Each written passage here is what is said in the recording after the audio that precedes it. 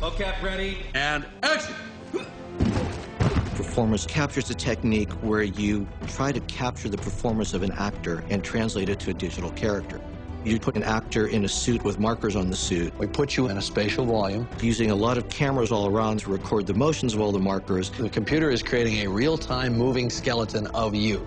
From that skeleton, you now can drive a computer-generated character. The intent is to capture the entire performance of the talent. We're recording tons of high-definition reference so that we can really get those subtle nuances.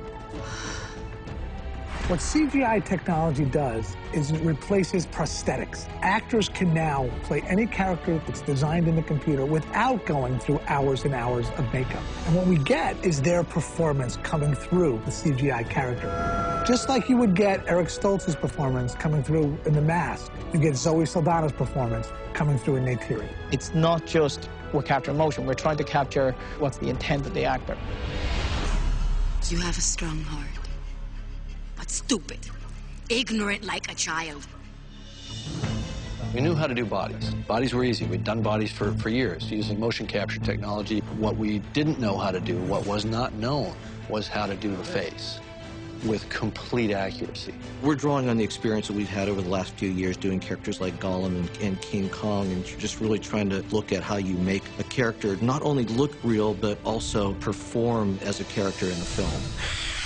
We came up with this idea that we would actually have a little boom, kind of like a microphone, and instead of a microphone on the end of that boom, there'd be a little tiny camera with a wide-angle lens, and it would image the face while the actor was working. And that captures a series of markers on the face, and it real-time kind of figures out where those are moving and what shape they're in, and basically just figuring out how that skin has moved, it knows what shape it needs to be in. It's a very sophisticated system. Close-ups right on the eyes, everything's completely computer-generated, and we've got to have every detail and every lifelike quality to that skin and believability. I trusted you! Trust me now, please. Oh, God!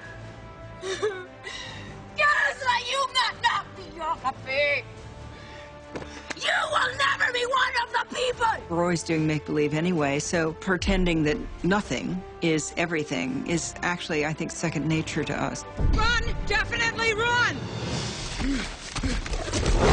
You've got to just let go of all of the things that you thought was supposed to happen and just do it and let your imagination run. You're able to really dig into your character. You get so deep into this world that you start hearing, seeing, feeling Pandora.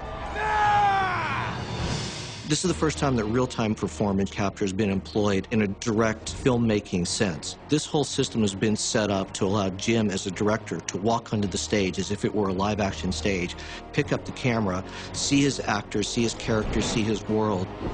One of the ways we did that was by coming up with this virtual camera that allowed us to see in real time what was being shot in the performance-captured stage. When Jim picks up that camera and he looks at the actor who's standing there right in front of him, what he sees is their CGI character.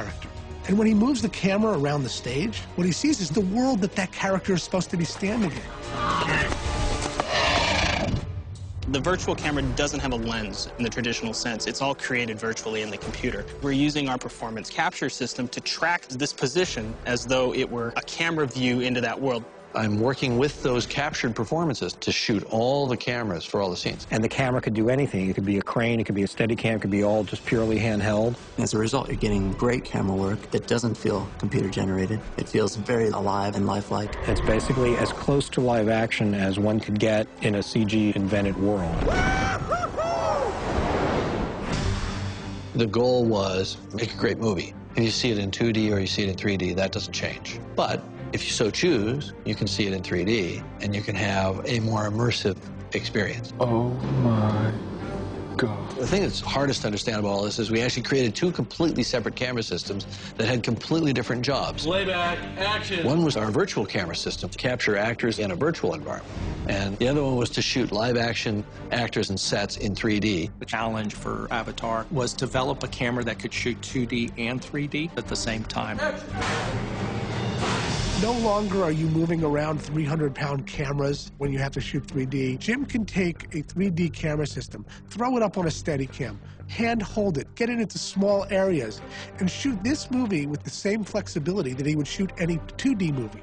But the result is one that is more engaging for the audience. Cut! Once we're done shooting a scene, you can just walk 15 feet away, get yourself into a pod, put on some glasses, and watch your scene in 3D. Once you see the 3D, it blows you away. That's it. You're lost in the world. There's no screen anymore, and you're on Pandora. We've actually made the experience real to the person, almost as if they've been there.